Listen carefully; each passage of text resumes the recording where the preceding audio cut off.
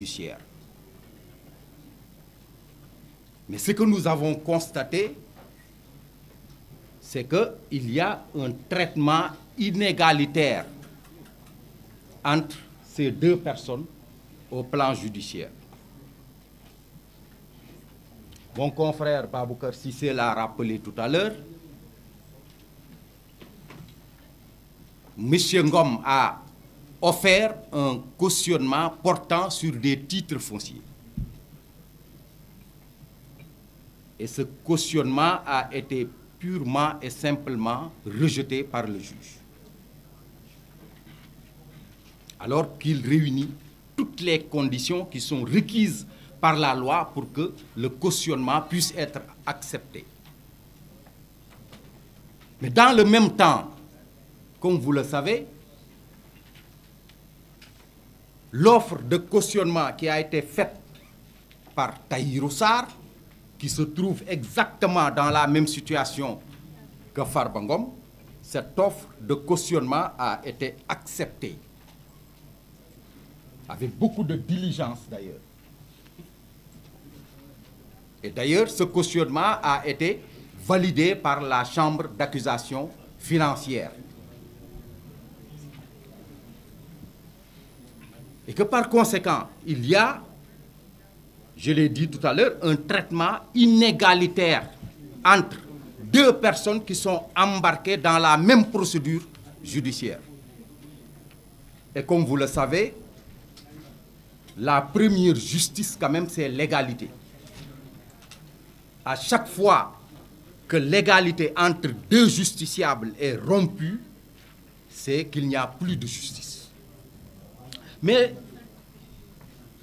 le plus grave, à mon avis,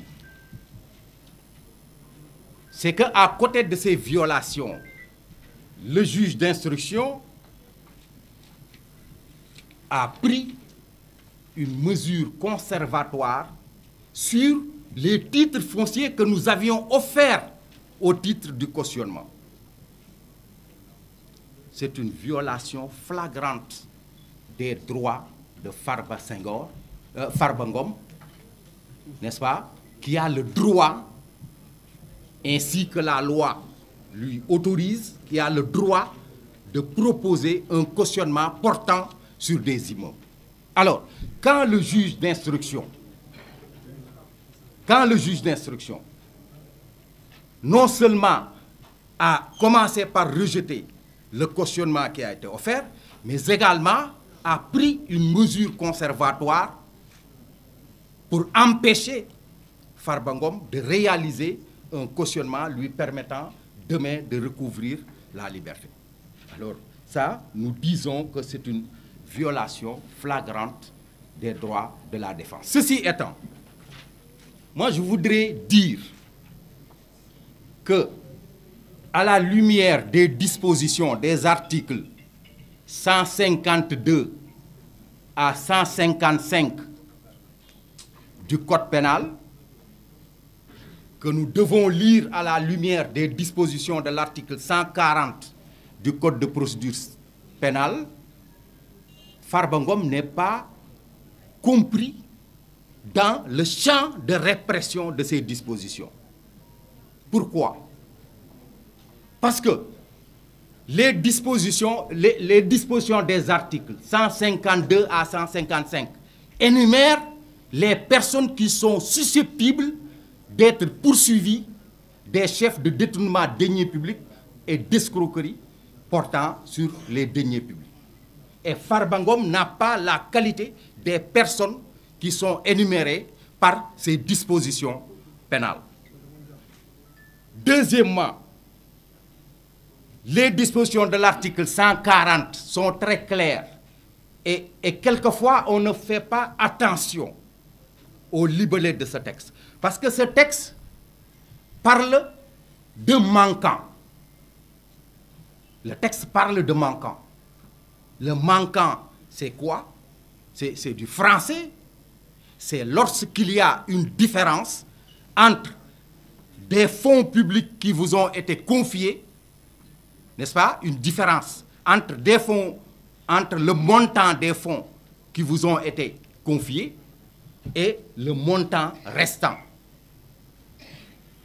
C'est ce qui me pousse à dire que seules les personnes qui sont visées par les dispositions de l'article 152 sont susceptibles d'être poursuivies du chef de détournement de deniers publics et d'escroquerie portant sur les deniers publics.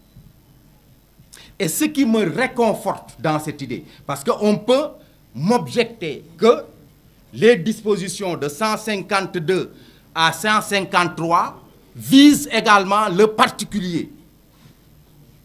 Mais il ne s'agit pas de n'importe quel particulier.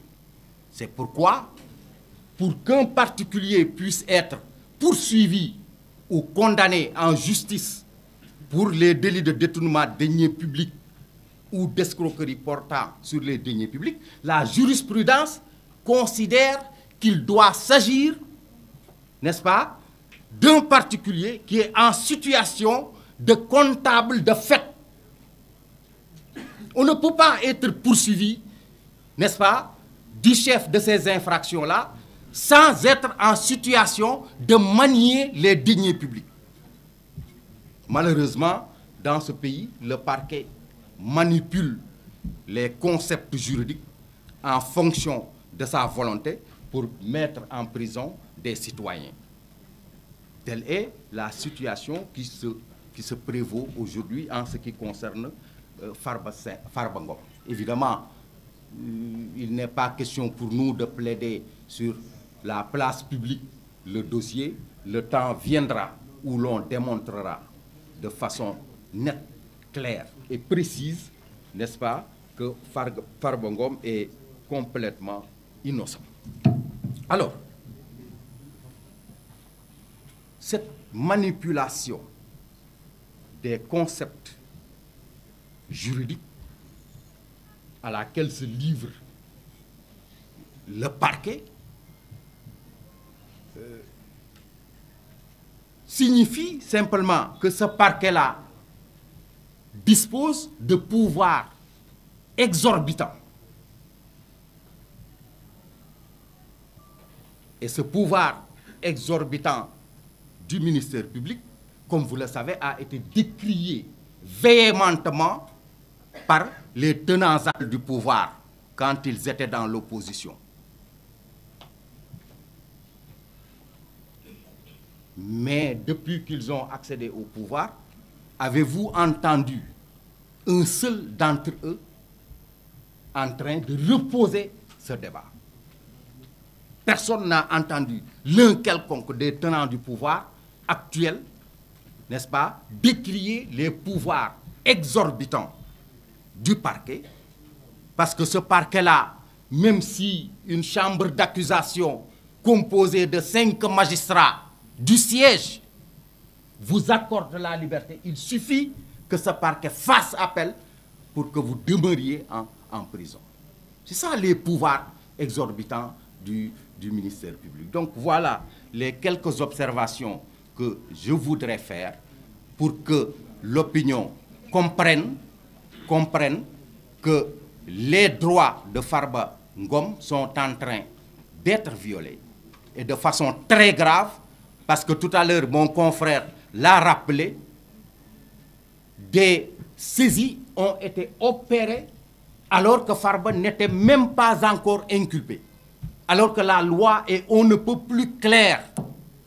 Le juge d'instruction ne peut prendre des mesures conservatoires que sur les biens de l'inculpé.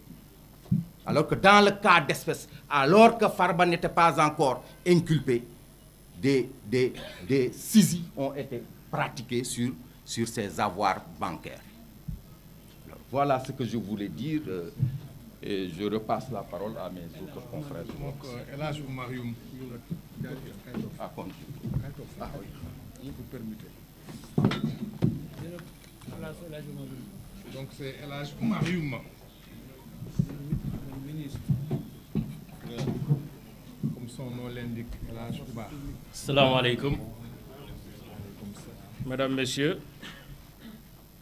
à la suite de mes confrères qui ont déjà suffisamment attiré l'attention sur les violations manifestes des droits de l'inculpé Farba Ngom.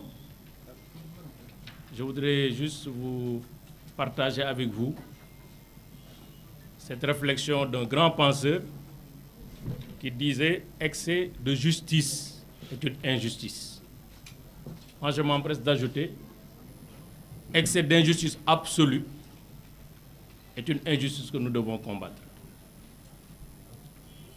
Ce qui se passe entre l'inculpation, je dois commencer d'ailleurs par la levée de l'immunité parlementaire du député Farba Ngom, jusqu'à son inculpation devant le juge d'instruction, et tout simplement, au regard des développements de mes excellents confrères, un simulacre, pour ne pas dire un faux semblant de justice. Parce que le plus grand criminel a quand même des droits. Le plus grand criminel, la loi, le code de procédure pénale, lui prévoit et aménage des droits de la défense. Au moins, la moindre des choses quand on est devant une justice, c'est de savoir pourquoi on est là, pourquoi on est arrêté, pourquoi on est poursuivi, pourquoi on est